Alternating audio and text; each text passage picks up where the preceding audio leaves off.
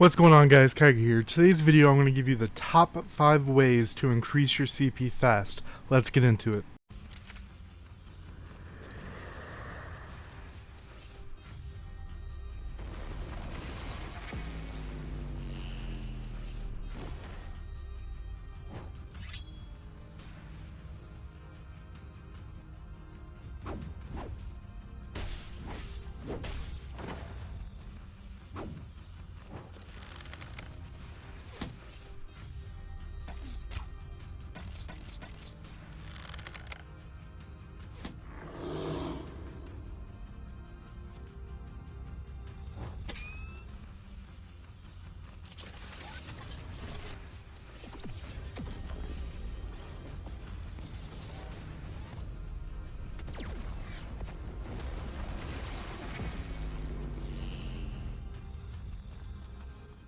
Alright, guys. There's technically 6, but it's really 5. There's 5 with one caveat as something to keep an eye on. So first is going to be Thunder Soul. This is kind of annoying because there's 2 of these that are hard to control yourself. This one is the hardest one to control yourself because most of the ways we get this is random boxes. So what happens here is, as you see right here, level 120 right there, and if you look at the top, there's the little blue diamonds in the top right hand corner, core of belief right under there. Each one of that is every 20 levels. It requires a different material, which that shouldn't be the issue piece to be getting, but that is like a level break for every 20 levels, and it's a big boost to CP. There's 4 of these right here, and every actual level up is 3 to 500 CP. Every break, every 20 levels is 4 to 5k 1000 CP. Now, as far as where to get it, as you see right here, the purple one right here is a random one. The gold one is a selector. You get them for scoring in Thunder Roar. Just hitting the different floors gives you an okay amount. But obviously once you get to the 7th floor, you get it based on damage ranking. And if you're the one to score the final hit on the boss, you get the 14. I know a lot of free-to-play players that end up getting this every once in a while just from timing their fairies. Now, this is going to be the hardest one to get. The bots that you end up facing if you don't get a real matchup and or the boss at the end is based on the world level, as we see up here. So that's something to keep track of. It'll be based on the average CP that you should be based on that level if you're unsure. In the top right hand corner of your main screen, there will be a book with a quill pin on it. Will tell you what you can work on, as well as an average CP for that level. But this is one of the hardest ones to control. If you want to buy it, it'll be through. There's a pack that you can get for $32 or something weekly. Not worth it. Don't ever go that way. If you can get them okay from Balloon House, is actually a decent way to get some of these, but there's not a lot of great ways to get it. Next is Fate cards. Now, red is obviously the highest CP. Then we have yellow. Yellow is going to be pretty average for most people, and then purples to fill in what you're missing. The biggest thing is going to be, I have some notes here, 3 to 500 CP per level and thousands of CP per remodel, for example. So a plus 12 right here is, on average, that'll be what, 400 times 12 CP just for this one card right here, and as you see, there's tons of them. Now, to give you an example, you they will always tell you their flat number and their max number. This can be deceiving. Really, all you're looking for is these three stats right here. The first two are locked in place depending on the card itself, and the third one is random and cannot be changed. It's decided by the time when you pick it up. This is a great one. For example, crit damage increase, which is base for this card, but I rolled another damage increase, which is huge. The big payoff for a red card, like right here, is primarily it going to level 15 and the numbers being bigger. But as you see right here, star next to that, if you want to have the most possible CP, go refresh the card until there's 5 stats, and then keep doing it until they all go to the top, which would be gold star. Obviously red will have bigger numbers, bigger CP. And the main way you get it is Fire Dragon Lair. You can get the upgrade material from the Acorn Shop weekly, but the actual things right here, Miru Maze is an okay one to get a couple of these. But really, even for money, there's not great ones besides if you try to get red cards from monthly events. On to the next one. The biggest one in the game is Fairies, and that's because there's several aspects going on with Fairies. You have the Echo itself, which gives its own CP. You have the Fairies that all give their own CP. And then you have companionship, wills, star levels. There's a lot that goes into Fairies. They are the single biggest portion of your CP. So, showing you companionship. Some people try to keep them all at the highest or go for whatever fairy they like the most. I am going for the 2 fairies that I am using the most. Blue Rose I was using for a long time. I really like her. She's one I'm leveling up kind of in the background as I like this character and I want to see more of her story. These 2 I'm bringing up for their bonus stats.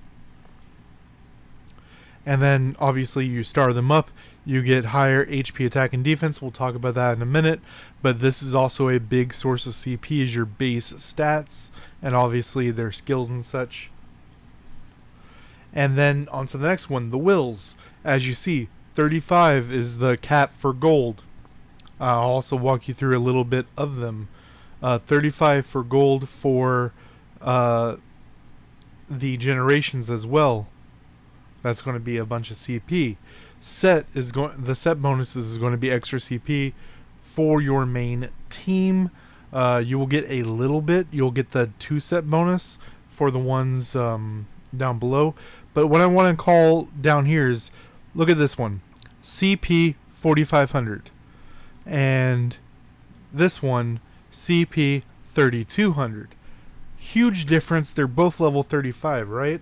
Well, the big difference is going to be down here.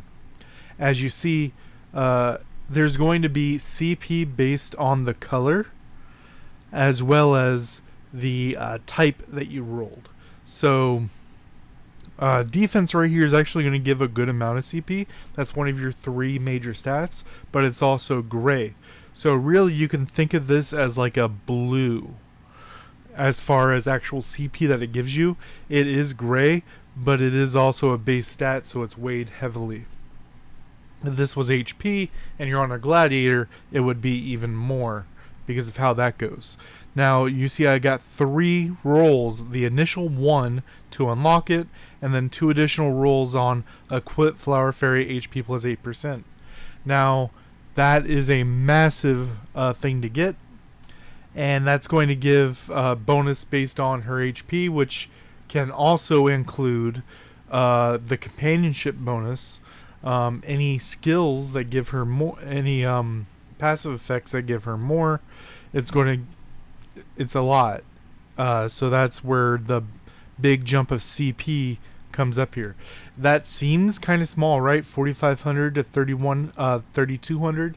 That's 1,300 CP, but that's 4 pieces, arguably 8 if you, arguably 5 if you count the will itself, times 10 fairies. So 50, that's, over 50k CP right there, which is nothing to scoff at. Next is the base stats. HP, attack, and defense are weighed disproportionately compared to other stats. To actually win the game, you want those other stats. Crit, block, tenacity, all those things are better stats, but your CP is going to weigh HP, attack, and defense disproportionately, and also give you more depending on your class. For example, the biggest one is Gladiator right here. Number 2 right here. Gain attack equal to 3% of HP. I get this question all the time. Oh, I changed my class and I got a lot more CP. This is a huge one. Another one is defense and cannon give disproportionately more CP for defense than anything else. Ninja also gets a very slight one, not based on this, but because they have an extra skill.